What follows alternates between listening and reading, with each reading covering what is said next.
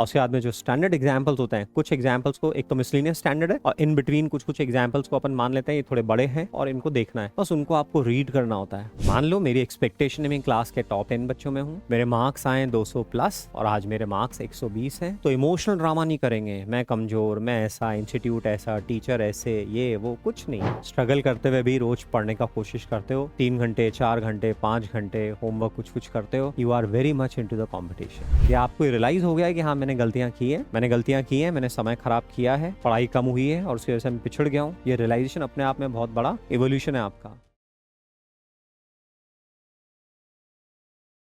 तो बच्चों देखो क्या होता है, हर चैप्टर में ऐसे स्टैंडर्ड एग्जाम्पल्स होते हैं। जैसे अपन मान लो मोमेंट ऑफ इनर्शिया में देखें तो स्टैंडर्ड एग्जाम्पल हैं कि भाई कैविटी क्रिएट करेंगे तो फिर मोमेंट ऑफ इनर्शिया कैसे निकलेगा, है ना। ऐसे हर चैप्टर में कुछ कुछ एग्जाम्पल्स बड़े स्टैंडर्ड से एग्जाम्पल्स हैं और एग्जाम में घूम फिर के वो क्वेश्चंस आने ही हैं।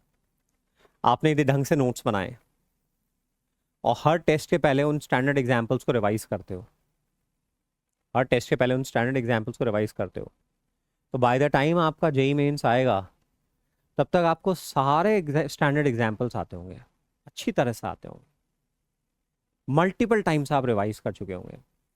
तो टेस्ट के टाइम पे रिवीजन क्या करना होता है, टेस्ट के टाइम पे रिवीजन यही करना होता है, चैप्टर खोलना होता है, फॉर्मूलाज एक के बाद एक स्कैन करते जाने होते हैं।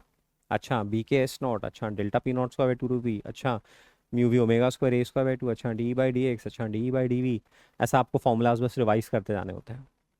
और उसके बाद में जो स्टैंडर्ड एग्जाम्पल्स होते हैं, कुछ एग्जाम्पल्स को एक तो मिसलिनियस स्टैंडर्ड है और इन बिटवीन कुछ कुछ एग्जाम्पल्स को अपन मान लेते हैं ये थोड़े बड़े हैं और इनको देखना है, बस उनको आपको रीड करना होता है। तो आपका डेटाबेस एक बार वापस से अपडेट हो जाता है और उसके बेसिस पे आपको टेस्ट सॉल्व करना होता है।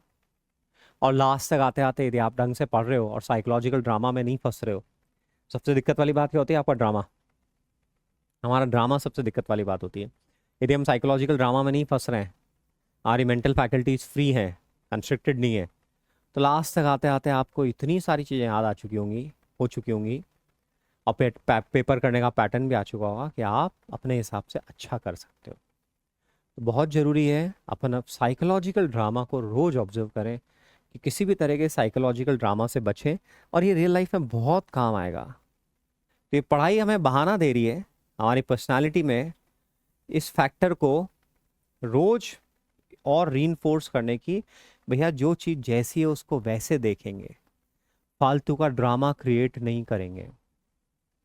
मान लो मेरी एक्सपेक्टेशन है मैं क्लास के टॉप 10 बच्चों में हूँ, मेरे मार्क्स आए 200 प्लस और आज मेरे मार्क्स 120 हैं, तो इमोशनल ड्रामा नहीं करेंगे, मैं कमज़ोर, मैं ऐसा, इंस्टीट्यूट ऐसा, टीचर ऐसे, ये वो कुछ नहीं।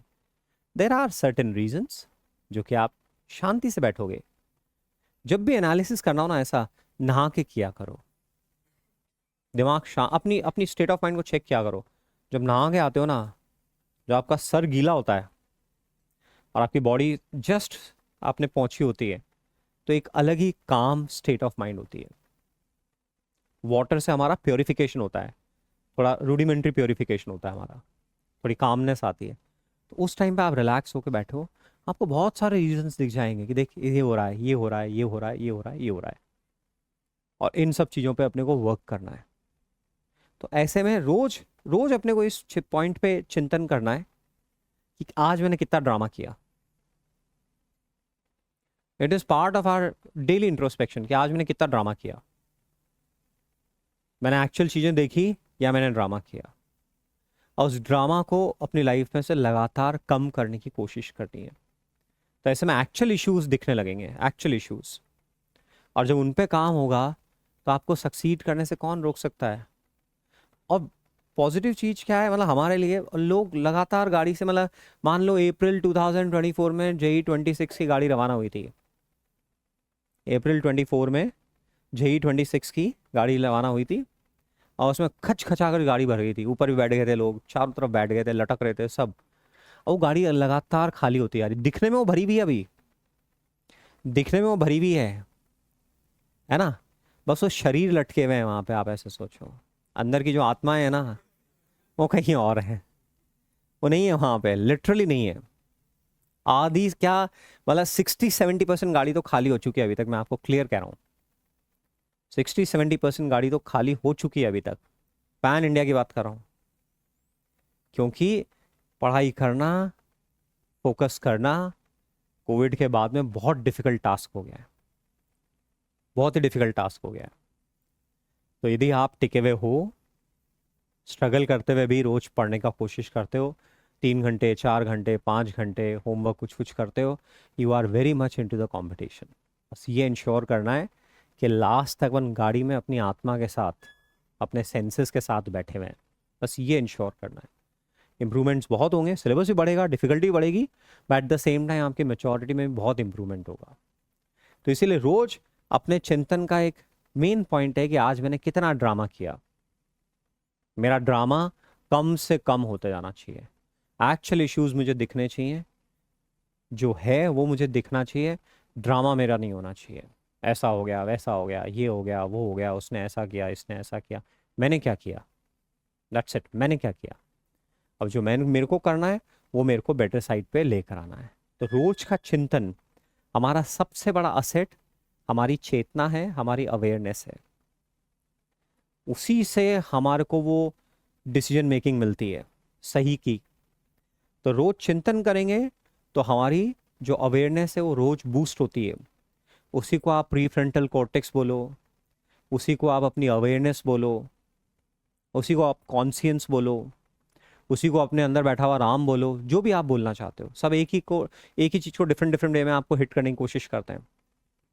बस कि रोज किसको अपन इंपॉर्टेंस दे रहे हैं। तो रोज चिंतन में अपन ये ले रहे हैं कि ड्रामा किया या नहीं किया। किसी और को नहीं बोल रहे हैं तू ड्रामा कर रहा है, अनलेस कि अपन उतना बॉन्ड बना चुके हैं उससे कि अपनी बात को समझ पाए कि मामा आप तो ड्रामा कर रहे हो, you are not seeing the thing as it is. है ना? वो जब तक आपकी उतनी स्ट्रांग बॉन्डिंग नहीं हो जाएगी, वो आपको वेटेज देने लगे कि आप कुछ सेंसिबल बात कर रहे हो, तब तक वो नहीं होना चाहिए। अपने पे अप्लाई करने की कोशिश करें, अपन ड्रामा नहीं कर रहे हैं, अपन एक्चुअल में जो चीज़ है वो देखने की कोशिश कर रहे हैं।